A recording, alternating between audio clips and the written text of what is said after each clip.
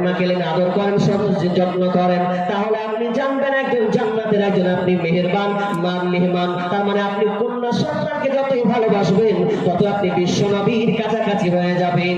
মাইসা রাদিয়াল্লাহু তাআলা আনহা একদিন বাড়িতে বসে আছেন, বাড়িতে বসতে গিয়ে দুই একজন মিসকিন একজন আপনার কিনা দাঁড়ে চাইতে এসেছে, কিছু দেবেন গো।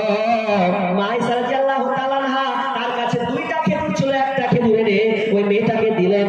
তো মাইসা দেখছেন ওই মিসকিনটা ওই আপনার কিনা সে সাহায্য চাইতে এসেছিল, তাকে দেখলাম যে খেজুর দুটাকে একটা খেজুরকে দুই ভাগ করে দুটি মেয়েকে দিয়ে দিলেন, নিজেই খেলেন না। এই দৃশ্যটা দেখে এত ভালো লাগলো, আল্লাহ নবীকে বললেন ইয়া রাসূলুল্লাহ, আমি ওই মেয়েটাকে দেখতে পেলাম তার দুটি কন্যা সন্তান, অথচ মা খেলো না দুই সন্তানকে, একটা খেজুরকে অর্ধেক করে ভাগ করে ওই কন্যা সন্তানকে দিয়েছে। বিশ্বনবী বললেন ওই কষ্ট দুঃখ যত বেদনা আর কষ্ট করে মেয়েকে লালন পালন করবে ওগুলো জাহান্নামের আর হয়ে যাবে। তার মানে ওই গার্জেনকে জাহান্নামের আগুন স্পর্শ করবে না। কন্যা হিসাবে তার অধিকার, মারতে পাবেন না, খবরদার। আওয়াজ আছে গেলাম না, প্যাকেট পালালাম। স্ত্রীর অধিকার দুই, স্ত্রীর অধিকার কি? হুন্না লিবাসুল লাকুম ওয়া আনতুম লিবাসুল লাহুন্না, স্ত্রী তোমাদের পোশাক আর স্ত্রী স্বামীর পোশাক। পৃথিবীতে আর নিদর্শন আছে, স্বামী স্ত্রীকে লোহার সঙ্গে তুলনা কেন করলেন না? সোনার সঙ্গে কেন তুলনা করা হলো না? হীরার সঙ্গে কেন তুলনা করা হলো না? আপনার কিনা পোশাকের সঙ্গে কেন তুলনা করা হলো? পোশাক কত দামি। একজন দার্শনিক বলছেন পোশাককে তুলনা করার কারণ তিনটা কারণ। কারণ পোশাকে মানুষ এত লালন পালন আপনি মানে এত যত্ন নেয়, তিনটা কারণে নেয়। পোশাক মানুষ প্রথমে কি করে? পোশাক আর ইজ্জত ঢাকে কি ঢাকে না? ঢাকে। আমি আর গায়ে পোশাক পরেছি, আপনি গায়ে পোশাক পরে আছেন, আপনি পিছে ঢেকে দিয়েছে। এই জন্য আল্লাহ বলছেন হুল্লা লিবাসুল লাকুম ওয়া আনতুম লিবাসুল লাহুন্না, স্ত্রী স্বামীর পোশাক, স্বামী স্ত্রীর পোশাক। নাম্বার দুই নম্বর হলো যে আপনি পোশাক পরে আছেন, এই পোশাকটাকে আপনি প্রতিদিন কি এক মাস ধরে পরেন না? নোংরা হলে সাফ করেন কি করেন না? করেন। সাবান দিয়ে, শ্যাম্পু দিয়ে আর অনেক রকম যত সার্ফ আছে সমস্ত কিছু পোশাককে আপনি পরিষ্কার করেন যাতে নোংরা না দেখা যায়, মানুষ যেন ছিছি না করে। এই জন্য আল্লাহ বলছেন হুল্লা লিবাসুল লাকুম ওয়া আনতুম লিবাসুল লাহুন্না, স্ত্রীর স্বামীর পোশাক, স্বামী স্ত্রীর পোশাক, এক অপরকে তোমরা পোশাক। খবরদার তোমাদের গোপন কথা তুমি স্বামীকে বলবে, স্বামী গোপন কথা স্ত্রীকে বলবে। খবরদার এর বাইরে বান্ধবীকে বলতে যে না, বন্ধুরে চা খেতে খেতে বন্ধুকে বলবে মা বাবা পেয়েছিলেন কি হয়েছে বল, তো বসে আমরা চা করছে, এই হয়েছে তোর ভাবি সত্যি, এই হলো তোর ভাবি সত্যি, এত মজা লিখা চা খেয়েছে কিন্তু চা পাইলে ঠিক কেমন হতো। খবরদার পোশাক বলা হয়েছে, খবরদার বলা যাবে না। মা আপনাকে বলে খবরদার বান্ধবীকে বলিয়ে না কথা। স্বামীর আপনার গোপনীয় জিনিস আপনি আপনার কাছে লুকিয়ে আসে, ওটা খবরদার বান্ধবী যতই ভালো হোক খবরদার বলার চেষ্টা করবে না, ওগুলো গোপনেই তুমি রেখে দেবে। তিন নাম্বার কেন দার্শনিক বলছেন, তিন নাম্বার বলছেন মানুষ যখন পোশাক পরে দেখতে ভালো লাগে না খারাপ লাগে? ভালো লাগে। পোশাক বুঝিয়ে দেয় কে? আমি একটা জুব্বা পরে আছি মানে হুজুর সেজে নিয়েছি। এখন যদি আমি আপনার প্রশাসনের পোশাক পরি তাহলে আমাকে পুলিশ বলবে কি বলবে না? বলবে। যদি আমি কালো কোট পরি তাহলে বলবে যে জজ আসছে। যদি আমি আবার পাইলটে যদি আমি জামানে পোশাক পরিতে বলে পাইলট এরোপ্লেন চালায়, তাহলে দেখাই পোশাক বলে দেয় যে কোন গুণের মান, কোন পর্যায়ের লোক। তার পোশাক কত দামি জিনিস। ঠিক তেমনি ভাবে স্বামী স্ত্রীর সঙ্গে পোশাকের সঙ্গে তুলনা করা হয়েছে। ইসলাম নারীকে স্ত্রীকে কত অধিকার দিয়েছে। জাহেলিয়াতের যুগে খ্রিস্টান ইহুদিরা স্ত্রীদেরকে কি করতো?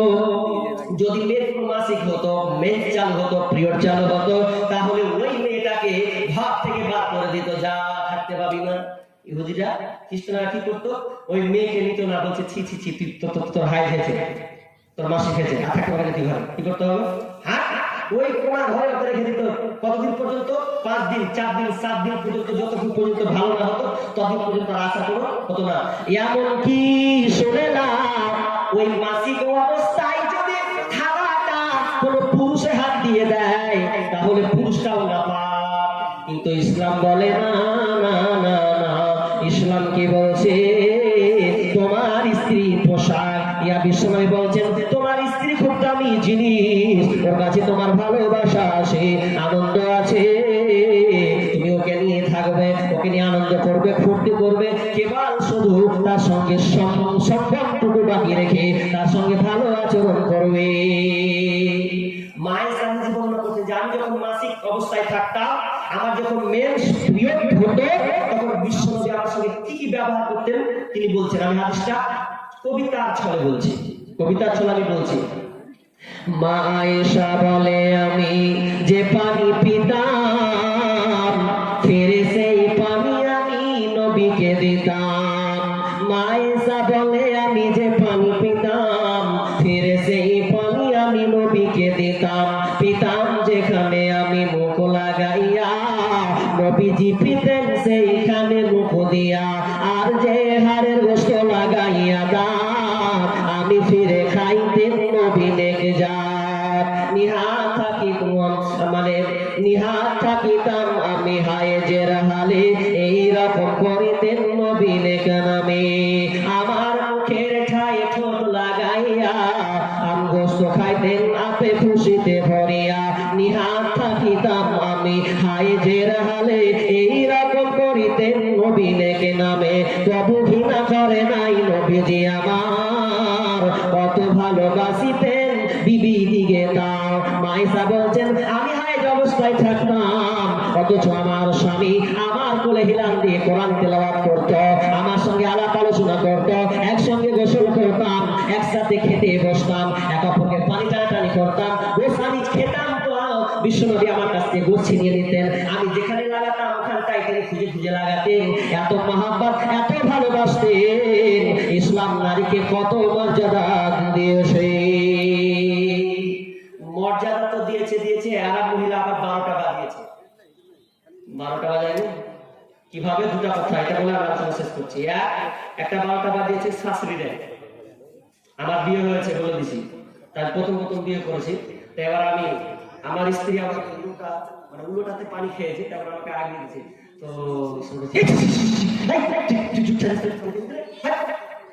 তো কেন দিলে সমস্যা কি? স্ত্রী খেয়েছে স্বামীকে দিতে পারে, তখন সাথে বলছি সেটা কোথায় দুঃখা স্বামীকে দিবি। আর এটা প্রেম মহব্বত আর ভালোবাসা বাড়বে, ভালোবাসা বাড়বে। এগুলো আমাদের নেই। নাম বলতে আমরা শিখি না, নাম বলি।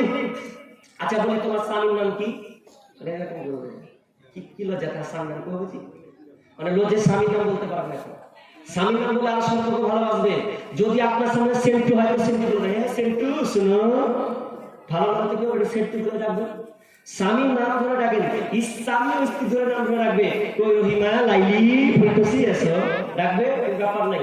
স্বামী স্ত্রী ধরে নাম ধরে ডাকবে, মহব্বত বাড়বে। আর আজকালকার মেয়েরা তো বলতেই চাহে না স্বামীর নাম। আমি স্কুলে ভর্তি করতে গেছি আমার ভাইকে, ক্লাস 5-এ পড়তে। তো ওই মেয়েটা আমার ছেলেকে ভর্তি করতে গেছে, মাস্টার জিজ্ঞাসা করছে তোমার স্বামীর নাম কি? ইসলাম খুলতে চায় না, স্বামীর নাম তো কেন করে তোমার বেটাকে পুরা মাটি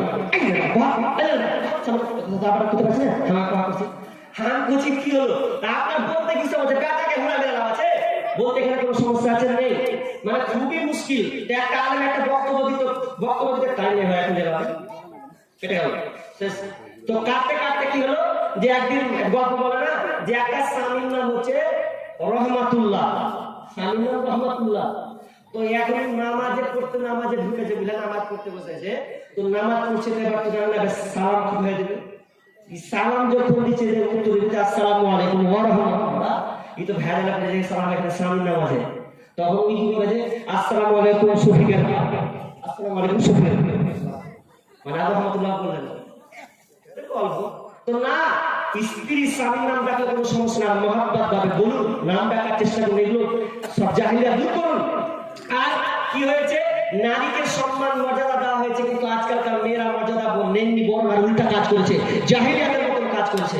নাইলে আপনি দেখেন আজ কত তারিখ বলেন তো? 9 তারিখ, 10, 11, 12, 13, 14, তার মানে আর 4 দিন পর 14 ফেব্রুয়ারি, তাই তো?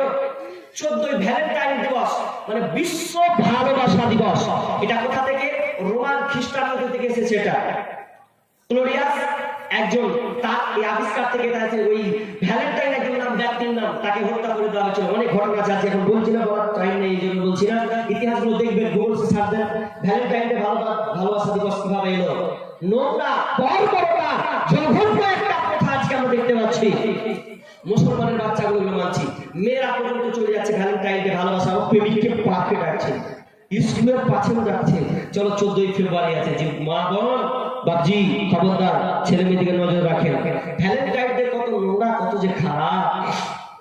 এই ভ্যালেন্টাইন হবে আর কিছুদিন পর দেখবেন সব গর্ভবতী হয়ে যাবে, পেটে বাচ্চা, কিছু করার থাকবে না। কিছুদিন পর দেখবেন বাচ্চা শিশুকে ফেলে আসবে না। দুটা কবিতা বলবো, একটা নতুন 10 মিনিটের আগে খুব শুনেছেন, 10 মিনিটের আগে খুব শুনেছেন। এবার ছোট্ট ওই কন্যা সন্তানকে তার মেরে যায়, তবে কি করে 14ই ফেব্রুয়ারি নামে নোংরামিতা দেখেন। 14ই ফেব্রুয়ারি নামে চলছে বেঈমানি, হীরার চেয়ে দামি জিনিস হারায় অনেক নারী। 14ই ফেব্রুয়ারি নামে চলছে বেঈমানি, হীরার চেয়ে দামি জিনিস হারায় অনেক নারী। দুষ্ট ছেলের মিষ্টি কথায় পরে নারী ফাঁদে, সব হারিয়ে বন্দি আমার বসে বসে কাঁদে। প্রেমের নামে চলছে এখন, প্রেমের নামে চলছে এখন অশ্লীলতার ছোঁয়া। কতক মনের নারীর সম্মান পান্তা ভাতার মোয়া। নারী তুমি সম্মানিতা, নারী তুমি সম্মানিতা, সব ঘরেরই আলো। লাগলে ছোঁয়া পঙ্কিলতা, জীবন হবে কালা।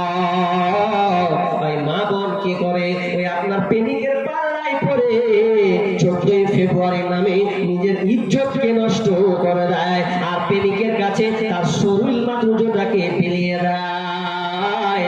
আর বিলিয়ে দেওয়ার পর এই সামান্য ক্ষণিক একটু আনন্দ, এই আনন্দ নেওয়ার জন্য অনেক মা অনেক বোন গর্ভবতী হয়ে গেছে, পেটে বাচ্চা চলে এসেছে। এখন কি করবে? না হয় জান দিবে, না হলে এখন বাচ্চাটাকে নষ্ট করবে, কিছু একটা করবে না, কিছু করার নয়। ওই বড়ি হোক, ইনজেকশন হোক, যে কোনো মাধ্যমে এখন বাচ্চাটাকে ফেলে। সোশ্যাল মিডিয়াতে দেখবেন ছোট্ট ছোট্ট বাচ্চাগুলোকে আবর্জনায় পাওয়া যাচ্ছে। কিছুদিন আগে দেখলেন না, কুকুরের মুখে উঠলো, সোশ্যাল মিডিয়াতে খুব ভাইরাল হলো, বাচ্চাকে আবর্জনায় ফেলে দিচ্ছে, নর্দমাতে ফেলছে। আফসোস, ওগুলো কে? ওগুলো আপনাদেরই বোনের পেট থেকে ওই সব ডেলিভারি সব বাচ্চা। অথচ জাহিলিয়াত মেয়েদেরকে মর্যাদা হয়নি, আজকে মর্যাদা পেয়েছে তো ফুল নাম হয়ে ঘুরছে। সব মার্কেটে নারী আর নারী, যেখানে যাবে নারী আর নারী, ওদেরই বাজার গরম হচ্ছে। সমান অধিকার চয় চয়, তোর সম্মানই ছিল গত বাচ্চা, কোনো সুযোগই ছিল না। এরপরে তুই কি করছিস? ওই পুরুষের সঙ্গে সম্পর্ক করে রিলেশন করে পেটে বাচ্চা দিয়ে এখন বাচ্চাটাকে ফেলে দিচ্ছে। ফেলে দেওয়ার পরে এবার কি করছে? চলে আসছে বাড়ি, কিছুই করার যে নাই। কবিতাটা বলেছিলাম না,